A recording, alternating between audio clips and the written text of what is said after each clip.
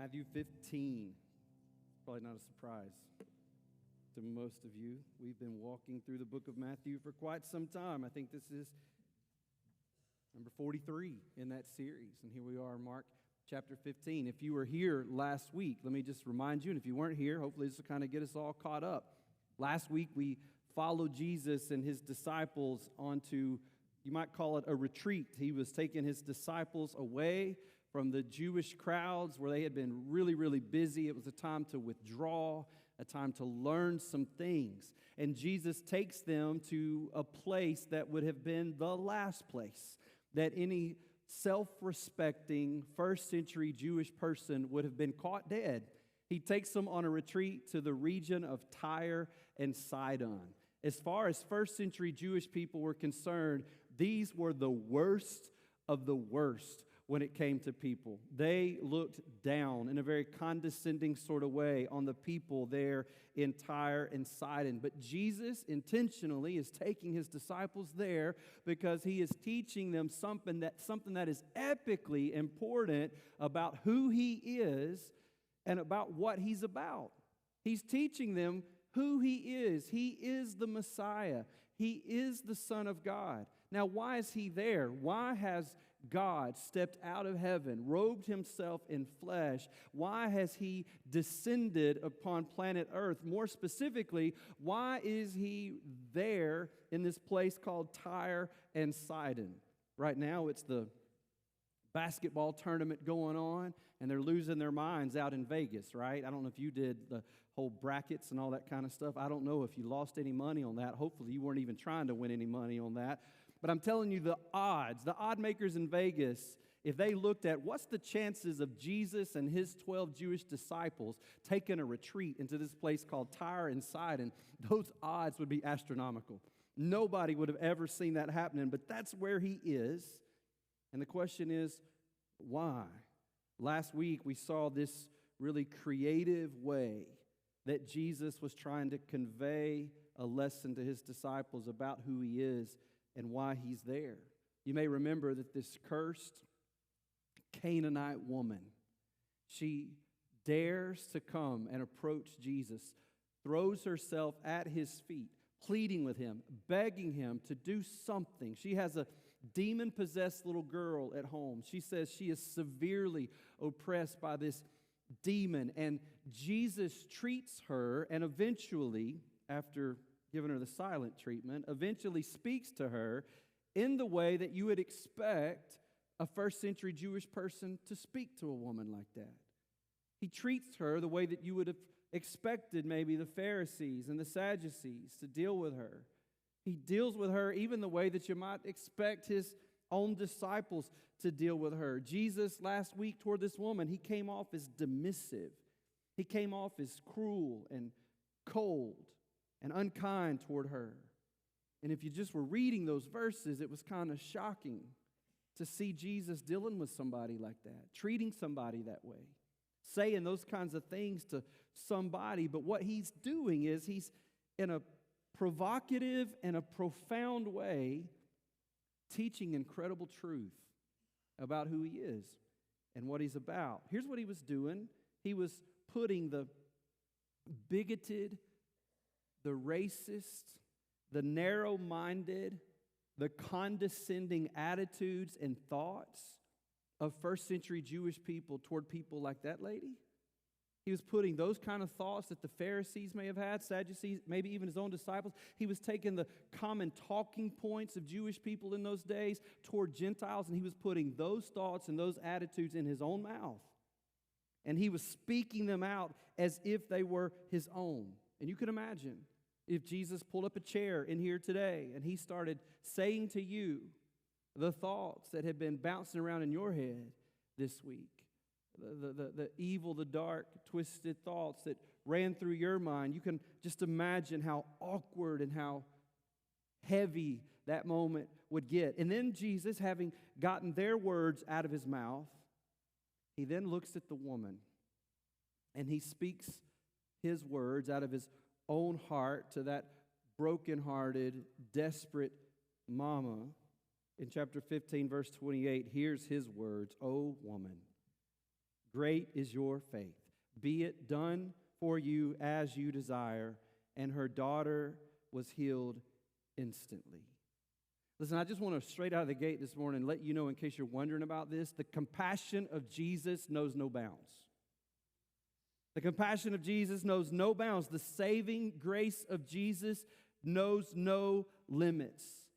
The heart of Jesus is not hindered by any external factors. And that formerly false God worshiping, pagan, cursed Canaanite woman and her little girl are rescued by Jesus.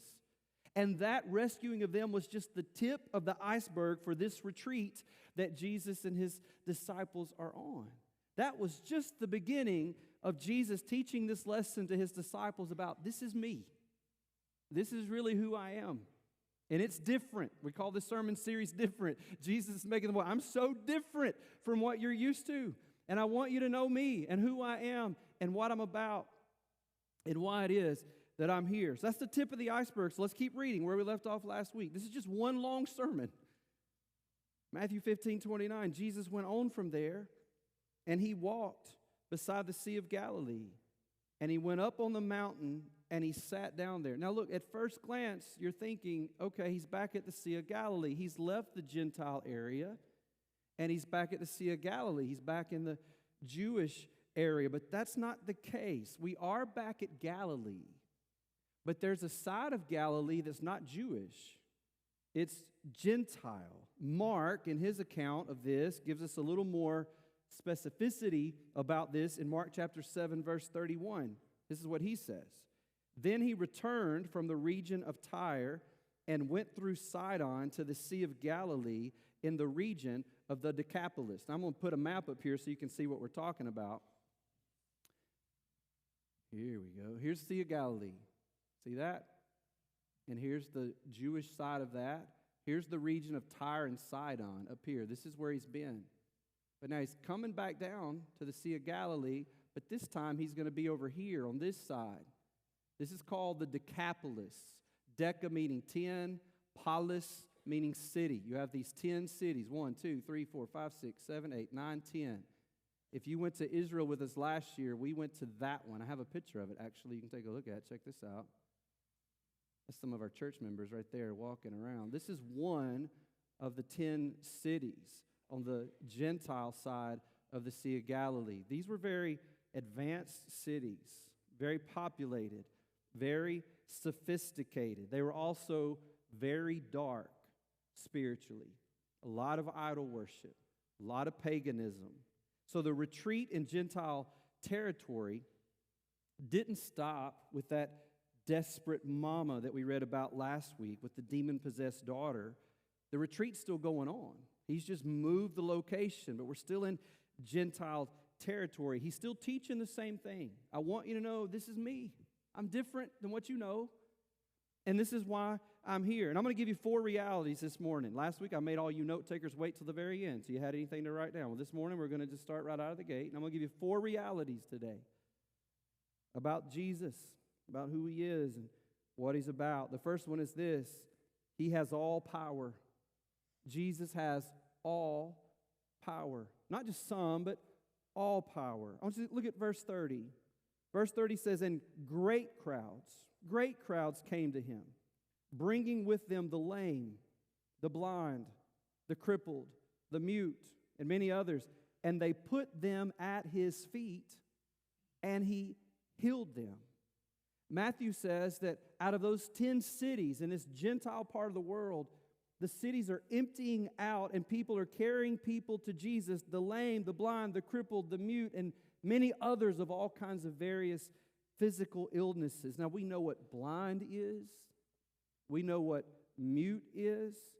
But what's the difference here between lame and crippled? He uses both of those words. And if you just are looking at it on the surface, you're kind of thinking, well, that's kind of redundant.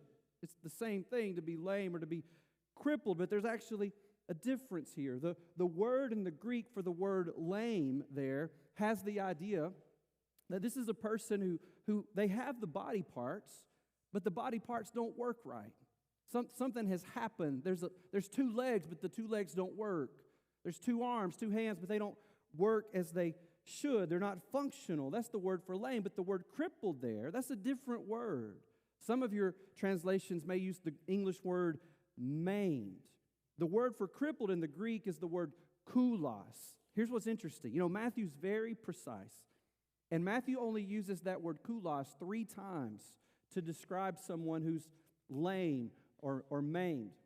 3 times total in the whole book of Matthew. 2 times it's here in Matthew chapter 15, referring to what we're reading right now. The third and only other time that he uses that is in Matthew chapter 18. And when you read that word in Matthew chapter 18, it helps you get a better idea of what that word actually means. I'll take you there, Matthew 18:8. Jesus says, "And if your hand or your foot causes you to sin, cut it off. Throw it away. It's better for you to enter life crippled or lame than with 2 hands or 2 feet to be thrown into the eternal fire." So when Matthew says they're bringing lame or maimed, crippled people to Jesus, these are people that don't have some of these body parts. There's body parts that are missing. They maybe were born without an arm or without a leg or without an eye. Or maybe they were in some type of accident. Maybe part of their body had been cut off. Or maybe they had been in warfare. Maybe they had a part of their body that had been severed. Maybe it was a result of torture or trauma. We don't know, but what Matthew's saying is this. They were bringing people to Jesus that didn't have an arm, and he gave them an arm. People were coming to Jesus without legs, and they were walking away on 2 legs.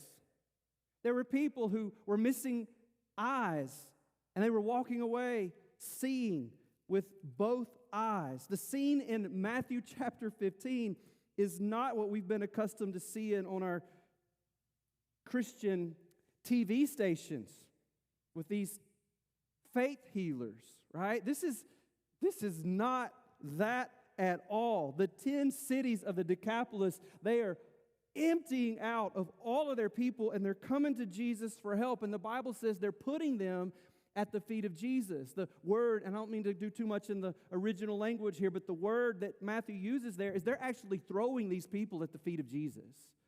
They've carried them on stretchers and on mats, and they've had them tied up in blankets, and they're just tossing them at the feet of Jesus. This is a scene that's frantic. It's a scene that's chaotic. It's a scene that is frenzied. There's a mad rush to get these people to Jesus as fast as they can. The scene to me would almost be like if there's a famine-stricken land and tens of thousands of people and a helicopter flies over and begins just to drop food out of the helicopter. You can just imagine the frenzied, the chaotic nature that you would see there of people desperately moving in to try to get something to eat. This is what's happening here around Jesus. It's a wild scene, and it's going to take 3 days. It's going to take 3 days for Jesus to care for all of these people. Any and all kinds of medical conditions were being brought to Jesus, and he was healing them all. Why? Because this is who he is. He has all power. And you need to know that beyond just a sermon today. We need to be reminded of that about our own lives today. I don't know what you may be facing today that seems impossible, but nothing's impossible for him. He has all power. And let me remind you who these people are. These aren't his own people. These aren't Jewish people. These are pagans. These are people who just the day before got up and they burned incense to false gods. They were doing horrible things, ungodly things. This is who these people are. They're wicked people. They've been cruel people, but he's healing these people. This is the heart of God. His heart is even for those who have been far away from him. And I want you to see the results of that. Look at verse 31. So that the crowd wondered. They're blown away. They are in shock when they saw the mute speaking, the crippled healthy, the legless have legs and are walking, and the blind are seeing. And Matthew says, and here's what they did. They glorified the God of Israel. Another hint there that these are Gentile people. They're worshiping Yahweh now. They glorified the God of Israel. That's who he is. This is what he's about. Number one, he has all power. Number two, he deserves all praise. He deserves all praise. The Gentiles, they're turning now from their paganism, from their wickedness. They're turning from their idolatry, and they're turning to faith and trust in Jesus. What a scene. Giving praise to the God of Israel. I wonder, as we walk into another Holy Week, if we've gotten so familiar with Jesus, so familiar with the stories, especially the ones we'll read and hear about this week. Maybe we've become so familiar that we have failed to give him glory like these people who were fresh out of paganism were doing. Worshiping him. He deserves all our praise. There is none other like him. This is who he is. He has all power. Secondly, he deserves all praise. Third, he feels all our pain. He feels all of our pain. It doesn't really shock us to think about Jesus being all powerful. It doesn't really shock us. It's not hard to believe that he's deserving of all our praise, but I think let's be honest, I think where we really struggle to believe is this: he really hurts when I hurt. He really feels the pain that I feel in my own life. I think that's the harder thing for us to believe, right? Does he get this? Does he really understand what I'm going through? Does he really sympathize with what our family's facing right now? Does he really get it? Look at verse 32. The answer is yes, indeed he does. Verse 32, then Jesus called his disciples to him. Remember, he's teaching.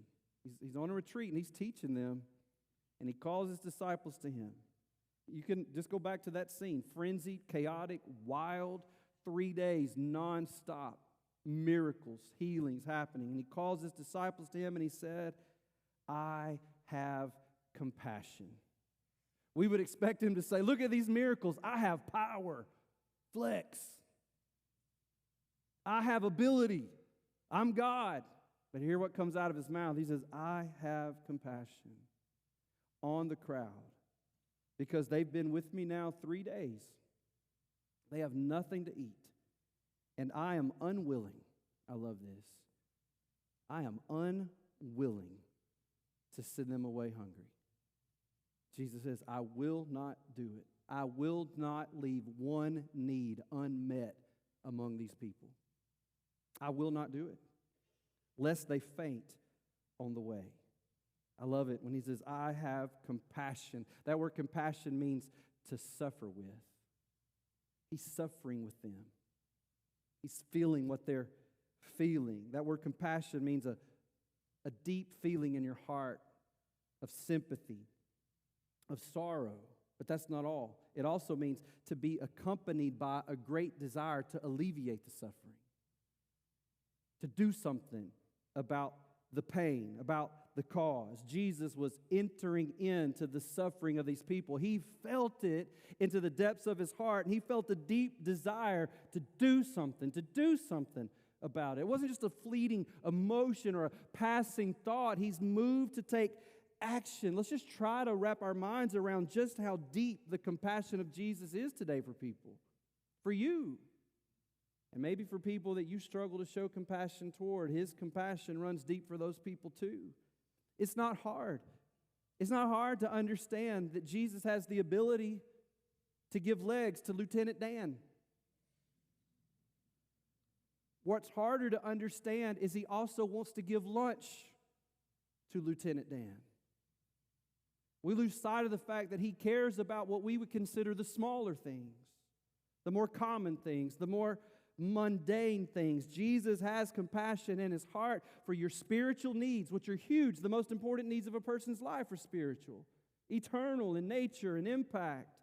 Jesus also has compassion for your physical needs, those needs that are impacting your life right here and now, the aches and the pains and the doctor's visit. He has compassion for all of that, but Jesus also has compassion in the right here, right now, those small little things in your life. And some of you are thinking, well, I'm already hungry. Does he care about that? Yeah, but he would say you should have had breakfast before you came to the 9 o'clock service today. He is concerned. This is amazing. He's concerned about our most basic and fundamental needs. This is why David could say, I have never seen the Lord's people begging for bread. He said, I've never seen that. That's why the son of David, Jesus, said this, if my Father takes care of the sparrows, if he clothes the grass and the lilies of the field, don't you think he's going to take care of you too? You can fathom how attentive, and I might even dare say heavy, the heart of God is. Can you imagine that? The heart of God heavy for your concerns, your pain, for your burdens, for your sorrows. He feels it all. He's compassionate about it all. This is who he is. This is what he's about. Go back to the list. He has all power. He deserves all praise. He feels our pain. Number 4, he provides all we need. He provides all we need. Look at verse 33. And the disciples said to him, where are we to get enough bread in such a desolate place to feed so great a crowd? And Jesus said to them, how many loaves do you have? And they said, 7, and a few small fish. And directing the crowd to sit down on the ground, he took the 7 loaves and the fish, and having given thanks, he broke them, and he gave them to his disciples, and the disciples gave them to the crowds. And they all ate, and they were satisfied. And they took up 7 baskets full of the broken pieces left over. And those who ate were 4,000 men, 4,000, besides men and women. Now, if that sounds familiar to you, you may be thinking, wait, didn't you preach that recently? No, I didn't. I don't know if you noticed, we're going in order through Matthew for the most part. But there was a very similar story a couple of months ago, earlier in Matthew, back I think in chapter 14 of Matthew, where Jesus fed not 4,000 people, but he fed 5,000 men, plus women and children. You may remember that day. I was up here and I gave the children baggies that had what in it? You remember? Fish sticks and saltines. Y'all remember nothing about the sermon, but children's moments, y'all always remember the children, and you remember that stuff. Yes. Saltines and fish sticks. That was that day. And you're thinking, well, why is Matthew telling us the same story again? Well, it's not the same story. And you may say, well, it's not the same story, but it's a really similar story. And there's only so many pages he could write, so much ink that he could write with, so why is he telling us something that's so similar to the story that we already heard? Because it's really not that similar. It's actually very, very different. And I'll show you why. Let's put this up on the screen so you can see it. We just want to kind of compare and contrast the 5,000. That's behind me, isn't it? The 5,000 with the 4,000. Let's just walk through this and I'll show you. The 5,000. This was a feeding for the Jewish people. It was on the Jewish side of the Sea of Galilee. The feeding of the 4,000, this isn't for the Jewish people, this is for the Gentile people on the Gentile side of the Sea of Galilee. The feeding of the 5,000 happened in Bethsaida, which is to the western side of the Sea of Galilee. The feeding of the 4,000 is happening in the Decapolis, in the region of those 10 cities that you saw on the map just a moment ago. Here's something else that's different. In the feeding of the 5,000, how many loaves were there? 5. And there were 2 fish. Now, to the Jewish people, now listen, I'm not one that really bogs down a lot on numbers. I'm not really big into numerology. I'm not even really good at math. But when Jesus highlights numbers, we probably ought to pay a little bit of attention to that. So with the feeding of the Jewish 5,000, the 5 loaves, if you were a Jewish person then, and you heard the number 5, guess what was probably the first thing that came to your mind about 5? The Torah. The Torah is the first 5 books of your Old Testament. It's called the Pentateuch. The Pentateuch. So 5 loaves of bread. And the people are thinking, this reminds us of the Torah, right? And the 2 fish. You say, what would that have reminded them of? It might have reminded them of 2 stone tablets when God entered into a covenant with his people in the wilderness with Moses. Even the numbers of the feeding of the 5,000 are very, very Jewish in nature. In fact, how many baskets of leftovers did they gather up in the feeding of the 5,000? 12. Is that a Jewish number? Yeah, we often hear that with the 12 tribes of Israel. There's layering of Jewish realities in the feeding of the 5,000. Compared that to the feeding of the 4,000. There's 7 loaves. We don't know how many fish. We're just told it's a few fish. 7 loaves, and they picked up how many baskets of leftovers? 7. Now, when we hear the number 7, we kind of go toward perfection, completion, and that's true. But the Jewish people, they also associated the number 7 with something else. They associated the number 7 with the world. They associated the number 7 with the nations. They associated the number 7 with the Gentiles. I'll give you some scriptures to show you this. Deuteronomy chapter 7, verse 1. In Deuteronomy chapter 7, this is Moses giving the children of Israel a pep talk for when the day comes that they will walk into the promised land without him. He's not going to be allowed to go. His generation won't be allowed to go. So Moses is preparing the next generation. Here's what he says to them.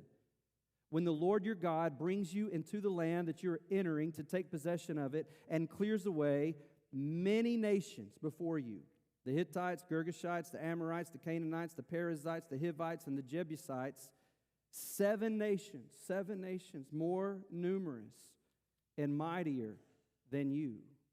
When I hear that word 7, they're thinking about the nations. They're thinking about Gentiles. They're thinking about the people outside of Judaism.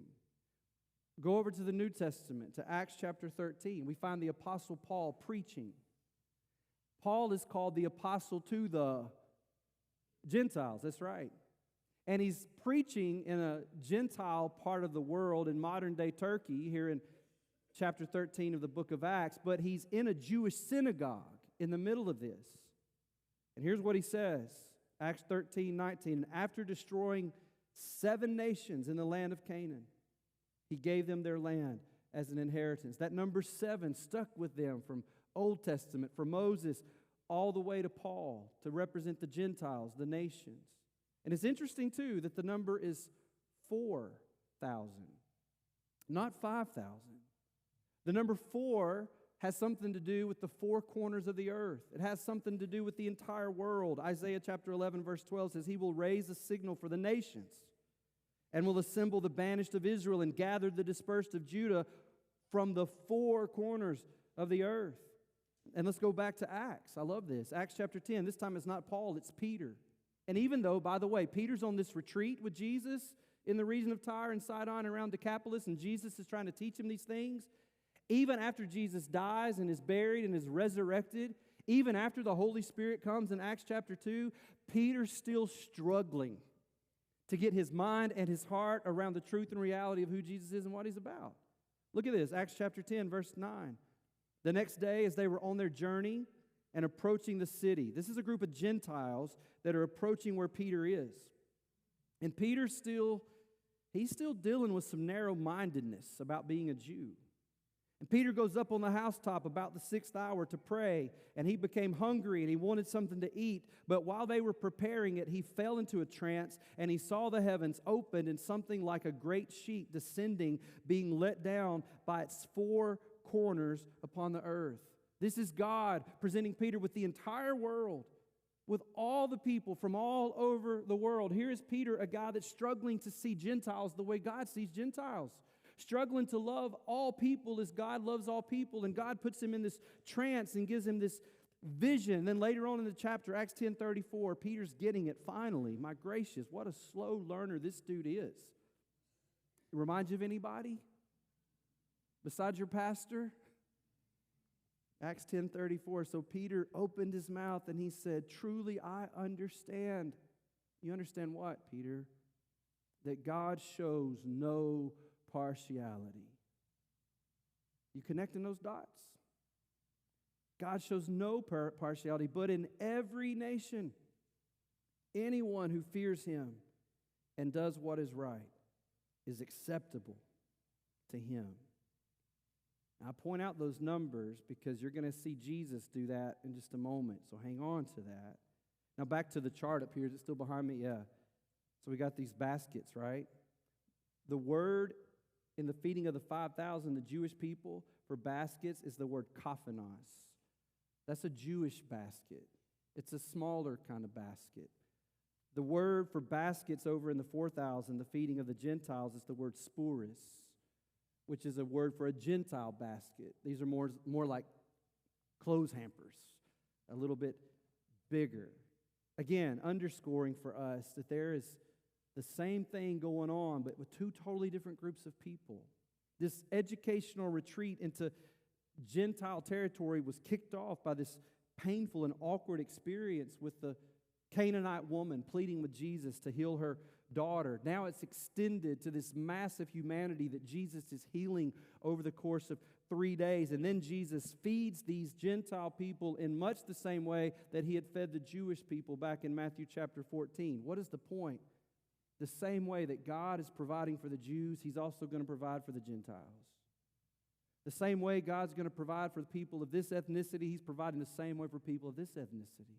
The same way he's providing for people who have pigmentation of skin that's this way, or they have pigmentation of skin that's that way. He's providing for all people.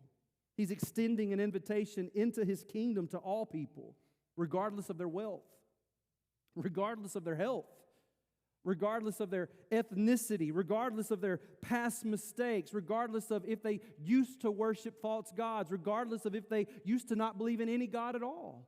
He's extending an invitation to all people, no matter what they're like or where they are from. What's he doing on this retreat? He's teaching us, this is who I am. This is what I'm about. He has all power. He deserves all praise. He feels our pain. He provides all we need. Number 5, he invites all people. All people are invited. This is the extravagant hospitality of Jesus that we talked about back in Matthew chapter 14. After those days or even weeks of ministry are over, there in the Decapolis, those cities we looked at on that side of the Galilee, here's what's going to happen next. Jesus and his disciples, they're going to get on a boat. They're going to sail across the Sea of Galilee again, back to Magdala. This is where Mary Magdalene is from. You may remember her a little bit. They're going to go back over into Jewish territory. Look at verse 39. After sending away the crowds, he got into the boat, and they went to the region of Magadan. Maybe they're going back to a familiar place to breathe. They've been in this frenzied, chaotic situation now for some time. Maybe they're going back to a familiar place to rest. Certainly, they're going back to a familiar place to stock up on supplies, because they are not going to stay in Jewish territory. They're going to go back across the Sea of Galilee. They're going to go back into Gentile territory, back into the Decapolis on the other side. That's where they're going. In fact, in chapter 16, you're going to see, and this was on the map earlier, I didn't show it to you, but way up at the top of that map, there's a place called Caesarea Philippi, deep into Gentile territory, deep into pagan territory. In fact, there's a place up there that's called the Gates of Hell. If you've been to Israel on a tour, you've probably been. You've seen the gate, what they call the gates of hell there. That's where they're going to go. You're going to see that in chapter 16. It's the epicenter of paganism is what it is. All the paganism of the day in that region came out of that place of Caesarea Philippi called the gates of hell. And we're going to get there. We're going to skip over. In fact, let's do that. Let's go to chapter 16, verse 5. They were on the Gentile side of the Galilee. They sailed to Magdala. Let's rest. Let's catch our breath. Let's get some supplies because we're about to go to the gates of hell. That's what's happening. And verse 5 of chapter 16 says, when the disciples reached the other side, they're back on the Gentile side, they had forgotten to bring any bread. Come on. Are you kidding me? We've had a surplus of bread for weeks, and nobody brought bread, and now they're on the Gentile side. Maybe somebody was supposed to buy bread at the market in Magdala, but they forgot. Or maybe they did buy it, but they failed to put it on the boat. They accidentally left it behind. And so they get to the other side of the sea without any bread. But they don't know it yet. They don't know they've forgotten the bread yet. And they don't think about it until Jesus says something. And when Jesus says something, they get the, oh no, right? Here's what Jesus says. Jesus said to them, verse 6, Matthew 16:6, watch and beware of the leaven of the Pharisees and Sadducees. And I think all they heard him say was leaven. Leaven is what they would put into the mixture to make the bread rise, to grow, to expand. And when he said the word leaven, they hit the panic buttons. They started freaking out. They're looking at each other going, where's the bread? I thought you were buying the bread. I thought you were buying the bread. They said he was buying the bread. I did buy the bread. I gave it to you to put on. Who's got the bread? Nobody's got the bread. They're freaking out about this. They began, verse 7, discussing it among themselves, saying, we brought no bread. Here's the deal. They were just in Jewish territory. They were just in Magdala. They could have bought kosher bread. They could have bought rabbi-stamped and approved bread for their journey. They could have gotten clean bread. But now they're on the Gentile side. You can't find bread like that over there. It's like, when you cross the Mason-Dixon line, at some point, you're not going to get real sweet tea anymore. It's gone, right? Like you're thinking, we should have stopped at that Milo's before we got out of the state because there's no more like this. And they're thinking, we're not going to get this kind of bread, and they're in a tizzy about bread. Look at verse 8. So Jesus is hearing them panic. He's aware of this, and he said, "O you of little faith, why are you discussing among yourselves the fact that you have no bread?" Really? That's where we're focusing right now, fellas? Bread? Do you not yet perceive? Weren't you on the retreat with me in Tyre and Sidon? Weren't you there when the woman came? Weren't you there for the 3 days they were bringing people and all that? Weren't you there when I fed all these people in Gentiles? What's happening? Do you not yet perceive? You don't get it? Do you not remember? Watch this. Do you not remember the 5 loaves? Who got the 5 loaves? The Jewish people. For the 5,000 Jewish people. And how many baskets you gathered? Fellas, you remember that? You remember 5 loaves? Remember that? 5,000 people? How many baskets, dudes? How many? They're going 12? Right. And then he says, or do you not remember the 7 loaves? Remember that? The 7 loaves? For the how many? 4,000? 4,000 who? Gentile people. And how many baskets you gathered? 7. Guys, this isn't about bread. None of this has been about bread. This is about me trying to teach you who I am and what I'm about. He says, verse 11, how is it that you fail to understand that I did not speak about bread? This is not about bread, guys. Beware of the leaven of the Pharisees and Sadducees. Jesus said, when I said that, I wasn't talking about bread. I was talking about your mindset. I was talking about the attitude of your heart, the state of your heart. Listen, guys, we are going deeper than you've ever been into Gentile land. We are going to the gates of hell, guys.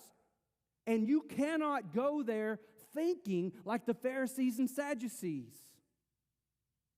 We can't go to the epicenter of lostness and darkness and paganism and still be thinking our old ways.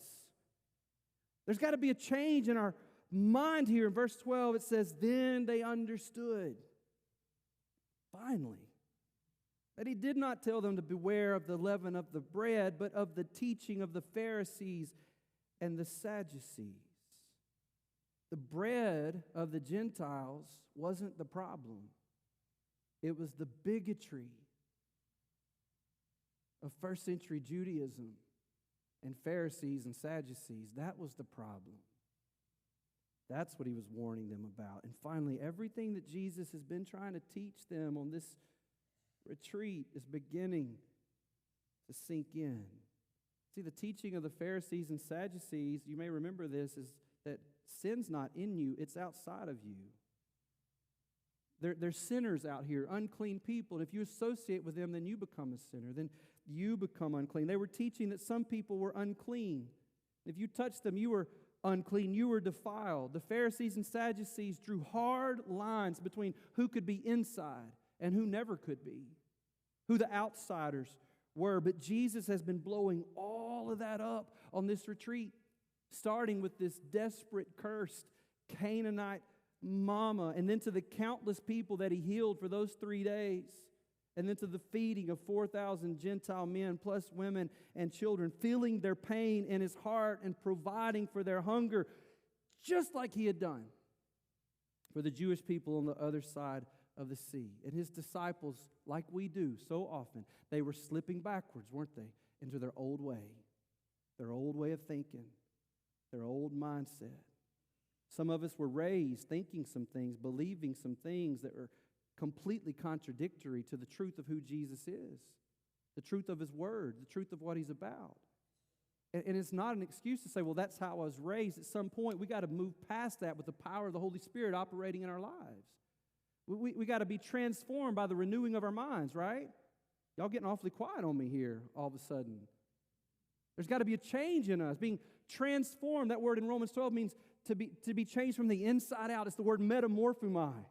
And we don't change our behavior, we don't modify our behavior, but we lay ourselves before the Lord himself, and he does the work of changing us. The disciples were going backwards, and Jesus is trying to move them forward. And he says, have you not taken anything away from this retreat we've been on? Let me tell you one more time, this is who I am. This is what I'm about. I have all power. I want the praise of all people. I feel the pain of all people. I'm the provider for all people, and I am inviting all people. Inviting all people. The love of Jesus knows no bounds. His grace knows no limits. The mercy of Jesus is all gas, no brakes. This is who he is. His heart beats for every man, every woman, every boy, every girl. That's who he is. Levi, don't you wish you could have been there that day with those 5,000 people when he was feeding them? That'd be cool. But you couldn't because you're a Gentile. But what if we could have been there with the 4,000 people, the Gentile people he was feeding? That would have been amazing too, right? It would have. But we have something even better. It's interesting that there's 3 areas there on the map that Jesus was ministering in. And every time he finished ministering in those areas, he broke bread. When he finished ministering to the needs of people in the Jewish area of Galilee, he broke those 5 loaves. When he finished ministering to the needs on the Gentile side of Galilee, he broke bread, those 7 loaves. And this week, on Holy Week, when he finishes ministering in the region of Judea, Jerusalem, he'll sit in an upper room with those same 12 disciples, and he'll break bread, and he'll pour out wine, saying, this is my body, and this is my blood, broken and poured out for all of mankind. A new covenant. A covenant not just for some, but a covenant in my blood to all who would believe.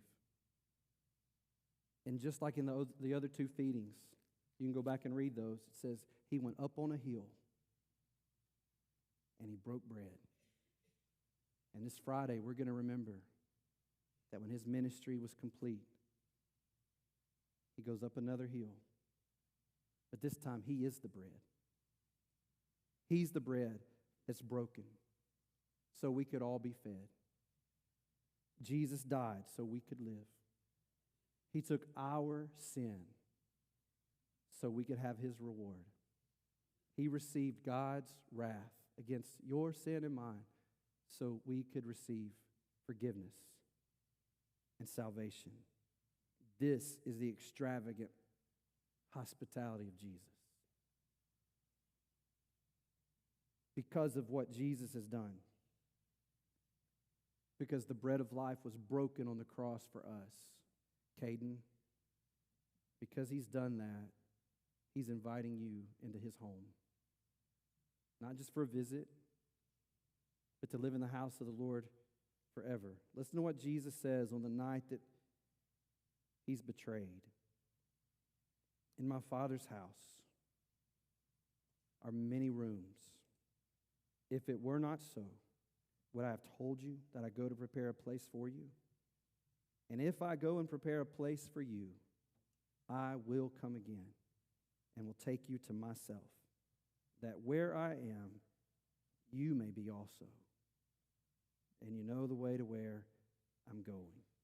Listen, if you're here today and you know Christ as your Savior, as your Lord, I just want you to be encouraged today. The day's coming. We have a home to go to. And we will be healed. What we have lacked in this life, we will have in His presence with Him forever. We will be home, and we will be whole, and we will be healed. This is who He is. This is what He is about. Jesus, thank you for inviting us in these weeks to go on this retreat with you and your disciples. And thank you for being the rabbi of all rabbis. Thank you for the amazing ways that you have taught the truth to us about who you are and about what you're about. And God, I pray that as we move from Palm Sunday into this very unique and special week on our calendar, that who you are would be fresh and clear in our hearts and in our minds.